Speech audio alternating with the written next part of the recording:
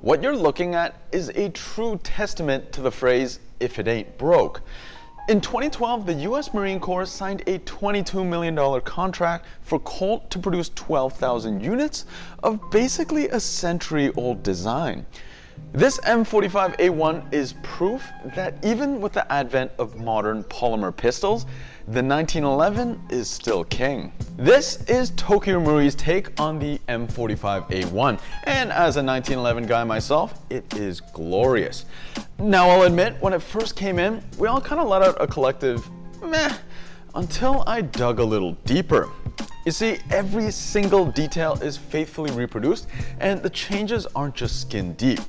TM took this opportunity to refine the internals, but this does mean that some standard 1911 parts will not be compatible. But more on that later. The packaging is typical TM, but compared to their newer releases like the full-size USP, it feels a little lackluster. It's all one texture, and I've never been a fan of putting a photo on the box. It makes it feel a little more like a toy. Inside, the gun is presented well, but again, feels uninspired compared to what we know they can do. You get the standard cleaning rod, packet of BBs, 2 dry fire inserts, and this thing. I spent a while trying to figure out what it actually does until the profile reminded me of the front of a 1911. It's actually a barrel bushing removal tool, and indeed, the barrel bushings on TM 1911s are quite tight.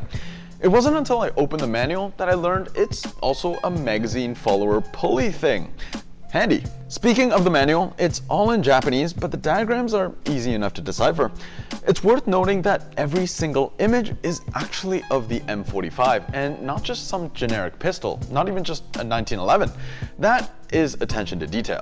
Back to the pistol itself, we begin with the externals. Now, it's easy to think that this is just a tan railed 1911, and well, you wouldn't be wrong, but again, TM did do the research and the details are very accurate. All except the weight. It comes in at 826 grams with the magazine versus 1270 of the actual firearm. But by no means does it feel cheap. In the hands, it does feel like a quality piece of engineering, and it is a darn shame that TM can't make full metal pistols. As of now, Nova does have a full metal kit, but you might not want to look at the price. Yeah. The most notable visual feature is that oversized rail. I've always preferred the look of non-railed 1911s, but there's just something about how blocky this one is that really works with the proportions. Compared to standard rails, it's dropped down by about 3 millimeters, but the rail sizing is standard. Bear in mind the rail might affect holster fitment.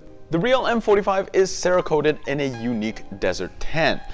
TM could have slapped on the same tan as their Desert Warrior and called it a day, but they made this hue a touch desaturated and lighter. It's tan without being in-your-face tan. I quite like it. Almost all the controls are also painted in the same finish, and color matching is excellent. The finish is a silky smooth matte, and I couldn't find a single imperfection or seam line. It doesn't look like plastic at all. The grip panels are sadly not real G10, but it does look the part, with a nice texturing and oversized screws. It's cut out near the mag release, which not only makes it easier to hit without shifting your grip, but also gives you a more tactile landmark to easily find that release. Continuing with the grip, a lot of modern pistols employ a so-called high-tang grip, shifting the grip as high up to the bore axis as possible to negate recoil. On this one, they cut out the trigger guard as well as change the contour of the beaver tail. It's a small change, but 1911 fans will feel the difference, and I will say it feels really good.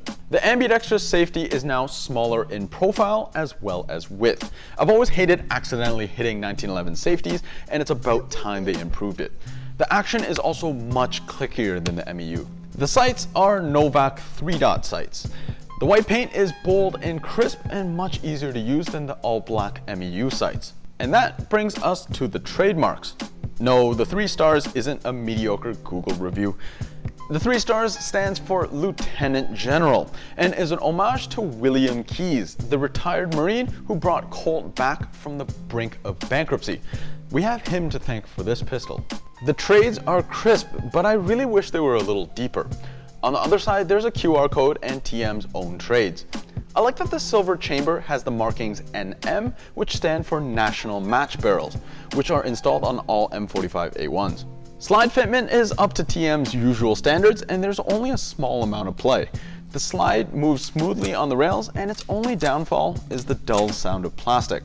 The barrel bushing has a small shim around the barrel, so side-to-side barrel play is almost non-existent. Due to the design, there is some back and forth play on the outer barrel, but notice the inner barrel stays solid. They've almost completely managed to remove play from the trigger, safety, as well as the beaver tail, which are really common 1911 pitfalls.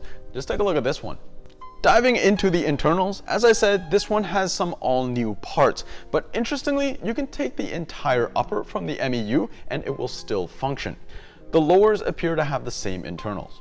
Starting with the hop-up, it's a completely different unit and will not fit standard outer barrels. Now, I don't know what the exact goal of the redesign was, but I believe the interlocking pieces creates a more stable barrel. Also, there's no more need to flex the outer barrel to take out the unit. For those who don't know, TM 1911s have a slide stop plate so the slide doesn't get worn out. This has the added benefit of being one of the only 1911s you can reliably power stroke. This one's been beefed up a little bit, so you can expect it to last. The blowback unit is an all-new design. It screws in from the bottom instead of the back, which tells me this won't be compatible with standard slides. Interesting that the part that pushes the BB is actually canted to the side to better interface with the magazine follower. I've never seen this before, and I hope it doesn't make the part weaker. The cylinder is now longer, the gas inlet is larger, and it actually rides on rollers. This is all in effort to give it a stronger kick, and it actually works. It's not a night and day difference, but if the MEU was a 6, I'd call this about an 8. Those who haven't shot a TM before are always surprised how nicely they kick for a plastic slide. You'll hear the word crisp used to describe it a lot, and honestly that's the best description of it. It's a lot like the tactile feedback you'd expect from a good mechanical keyboard, unlike this one. Taking a look at the trigger, it has 1mm of take-up before resistance begins. It's not quite a distinct break, but more of a smooth curve of about 2mm, and the hammer falls right at the end of travel. There's no over travel. Reset is clean and right where the resistance begins. It feels very much like other TM 1911s, except this one has a little bit less play. The magazine is compatible with other TM 1911s, but it is a little unique. You'll notice that the base plate is a little thinner than standard MEU magazines, and this reflects the real one. The Marine Corps actually decided to go with a 7-round magazine instead of 8, as they found it to be a bit more reliable in dusty conditions. It's a small detail that I'm sure only 1911 fans will ever notice, but I'm glad it's there.